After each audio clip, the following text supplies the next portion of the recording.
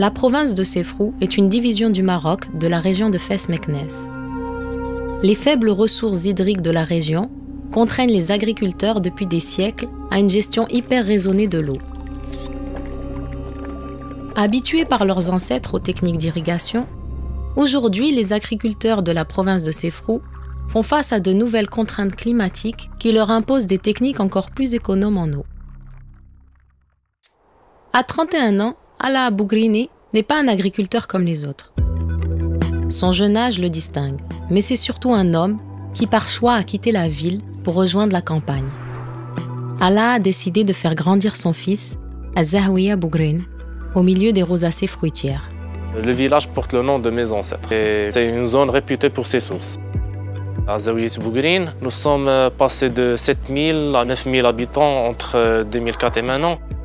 Ala cultive des prunes et des oliviers dans la province de Sefrou, capitale de la cerise, une zone très réputée pour ses rosacées fruitières. Ici, l'eau n'est pas rare, mais elle est précieuse. Les agriculteurs le savent et petit à petit, grâce au plan Maroc vert, les systèmes d'irrigation traditionnels sont remplacés par un goutte à goutte qui permet de préserver les ressources hydriques. Les problèmes auxquels nous sommes confrontés à cause des changements climatiques sont essentiellement le déficit hydrique et les tempêtes de grêle qui menacent la qualité et la production. À l'heure de la récolte, Ala est serein. Face aux aléas, des solutions se mettent en place. Grâce au plan Maroc vert, il a pu bénéficier en 2015 d'une assurance climatique. Ça garantit une part de la production. Ça nous a permis d'introduire de nouvelles variétés résistantes aux maladies, moins consommatrices en eau et qui ont un meilleur rendement. Le partenariat entre les agriculteurs et les directions provinciales et régionales de l'agriculture est prospère. Aujourd'hui, on compte 32 unités de valorisation dans la province. Ala est vice-président d'une coopérative dont l'unité est en pleine construction.